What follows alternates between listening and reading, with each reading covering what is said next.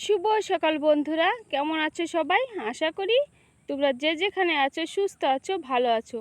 আমি যে চ্যানেল থেকে সবাইকে জানাই আন্তরিক শুভেচ্ছা, অভিনন্দন ও আমার প্রাণ ভরা ভালোবাসা। তো দেখো আমাদের বাড়ির সাইডে যে মাঠটা, সেই মাঠটায় কত সুন্দর ধান লাগিয়ে দিয়েছে সবাই। আর এই ধানগুলো দেখো সবুজ হয়ে গেছে, মানে ধানটা লাগানোর পরে সার মেরে দিয়েছে, এখন ধানটা প্রায় সবুজ হয়ে গেছে। শুধু মাঠকে মাঠ, এই মাঠটায় শুধু ধান আর ধান। দেখো যতদূর চোখে পাচ্ছ ততদূরই ধান দেখা যাচ্ছে। তো দেখো এদের কত সুন্দর ধান দেখা যাচ্ছে, শুধু ধান আর ধান। মানে জল ছিল তো, তোমাদেরকে অন্য ভিডিওতে দেখাইছি যে বর্ষা হয়েছিল, তারপরে এখন জলটা চলে গিয়েছে আর এখন শুধু ধান লাগায় দেওয়া হয়েছে। তো দেখো দেখতে কিন্তু অনেক সুন্দর লাগছে, মন ভরে যাচ্ছে, তাই না গো বন্ধুরা? অনেক সুন্দর লাগছে অনেক। আর এদিকে দেখো আমাদের যে ধানের পাতি দিয়েছিল ওগুলো লাগানোর বয়স হয়ে গেছিলো, তাই এগুলো ফুলে বেরিয়েছে। এখন এগুলো গরুরে কেটে খাওয়ানো হচ্ছে, কারণ এগুলো লাগালে পরে ধান তো আর হতো না, সেই জন্য এই দেখো রেখে দিয়েছিল, এখন প্রায় কাটে গরুরে খাওয়ানো হচ্ছে। কারণ কি, গরুর একদমই খাবার নেই, সেই জন্য ভাবলাম যে এগুলো গরুরে খাওয়ানো হোক। আর ওদিকে দেখো ওই যে ভুট্টা গাছ যেগুলো গরুনে খাওয়ানো হয় সেগুলো প্রায় ফুরাই গেছে, কেটে কেটে দিয়েছিলাম, ওগুলো খেয়েছে। এখন তো প্রায় শেষ হয়ে গেল, কিন্তু কি যে করব বলতে মানে বুঝে পারছি না যে এখন গরুকে কি খাওয়ানো হবে। কারণ বড় বাড়িতে কোনো খেয়ারের ব্যবস্থাও সেরকম নাই, কি যে করি একদমই বুঝতে পারছি না। তো দেখো আর এই যে এখন এই ভাবছি যে এই জমিতে যে মানে ঘাস হয়েছে, একে সার বুনে দিয়ে তারপরে গরুকে খাওয়ানো হবে।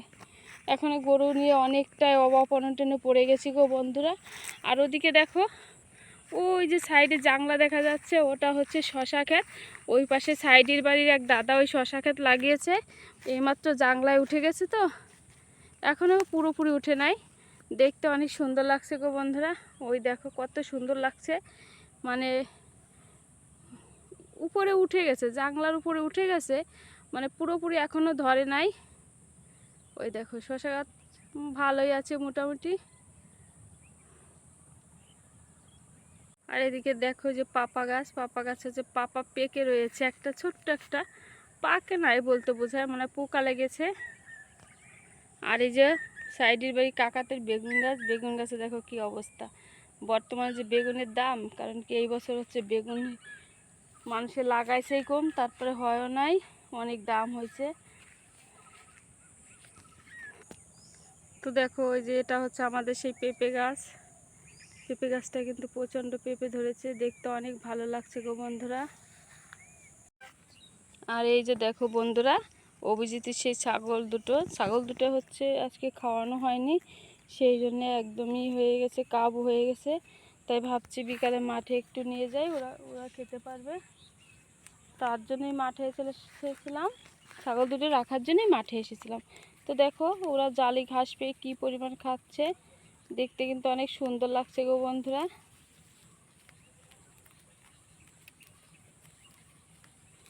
আর হচ্ছে এই যে আর একটা, এই যে দুটা ছাগল, এই যে খাবার খাচ্ছে, যাও খাও খাও, তাড়াতাড়ি খাও তাড়াতাড়ি খাও।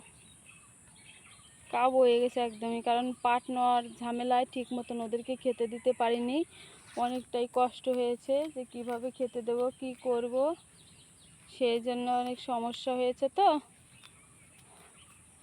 তো দেখো ওরা খাবার খেয়ে নিচ্ছে, কি কি পরিমাণ খাবার খাচ্ছে দেখতে পাচ্ছ।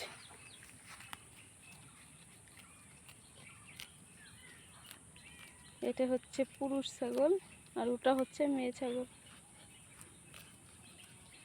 তো দেখো গাইস, আমি বলতে বলতে বাড়িতে চলে এসেছি, বাড়িতে এসে যে গাভী দহন করতে চলে এসেলাম। এখন বিকাল হয়ে গেছে, বাছুরটা দুধও খাবে, কিন্তু দহন করব না, বাছুরকে দুধ খাওয়ানো হবে। বাছুরটা ছেড়ে তারপরে দুধ খাওয়াবো এবং তোমাদের মাঝে একটু শেয়ার করব। তো দেখো আমি কিন্তু বাছুরের দুধ খাওয়ানো শুরু করে দিয়েছি, আর বাছুর কিন্তু খাচ্ছে। ভাবছি কি একটু দোয়াবো কি দোয়াবো না, তার জন্য একটু পানানো হচ্ছে। কি করব, বাবু শোনার জন্য একটু দোয়াবো কি দোয়াবো না, তার জন্য একটু বানাচ্ছি এবং তোমাদের মাঝে শেয়ার করছি। তো দেখো বাছুরটা কিন্তু ওর মায়ের দুধ কিভাবে খেয়ে নিচ্ছে, কারণ মায়ের দুধ সবাই খেতে চায়। মাকে সবাই ভালোবাসে, মাই হচ্ছে সবচেয়ে বেস্ট। কারণ মা ছাড়া এই পৃথিবীতে দুঃখ কিন্তু কেউই বোঝে না। মাও মানে ডাকাটাকি করছে, বাছুরটাও ডাকাটাকি করছে, তাই ভাবলাম বাছুরটাকে ছেড়ে দেই, তারপরে যা করার করব। তাই চলে আসলাম গরুর ঘরে। আর মাঠ থেকে এসেই কিন্তু গরুর ঘরে চলে এসেছি, কারণ এসে দেখি বাছুর শুধু ডাকাডাকি করছে, কারণ ওর মায়ের দুধ খাবে।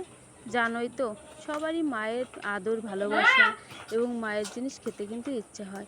মা হচ্ছে সর্বজননী, তার কাছে যেতেও ইচ্ছা হয়, তার স্পর্শেও কিন্তু খুব ভালো লাগে, তাই না গো বন্ধুরা? আর মা যদি মারাও যায়, তাতেও দেখো শ্মশানের কাছে গেলেও একটু শান্তি লাগে যে মা ওখানে আছে। তাই দেখো মায়ের দুধ খাচ্ছে আর লেজ নাড়াচ্ছে, কত আনন্দ পাচ্ছে।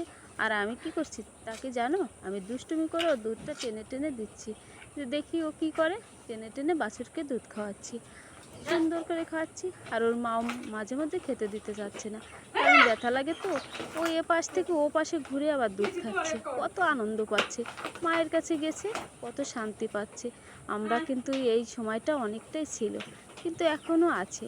মা মা কখনো মানে সন্তান কখনো মায়ের কাছে বড় হয় না, ছোটই থেকে যায়। তো বলতে বলতে দেখো বাছুরের দুধ খাওয়ানোটা হয়ে গেছে। আমি এখন এগুলো ওর পাটা বেঁধে নিচ্ছি, ভাবছি বাবু শোনার জন্য অল্প একটু দোয়াই নিই, তারপরে ওকে ছেড়ে দেবো। তাই ওর পাটা বেঁধে নিচ্ছি।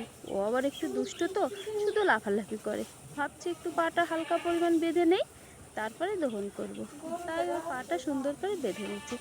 জানি না ও দহন করতে দিবি কিনা, ও দুষ্টু আছে, কারণ সবাই তো সন্তানকেই দুধ খাওয়ানো চায়, তাই না গো বন্ধুরা? তো দেখো আমি বলতে বলতে পাটা কিন্তু সুন্দর করে বেঁধে নিচ্ছি। দেখি পাটা বেঁধে নেই, তারপরে হচ্ছে অল্প একটু বাবু শোনার জন্যই দোয়াবো, কারণ আজকে আর বেশি দহন করব না।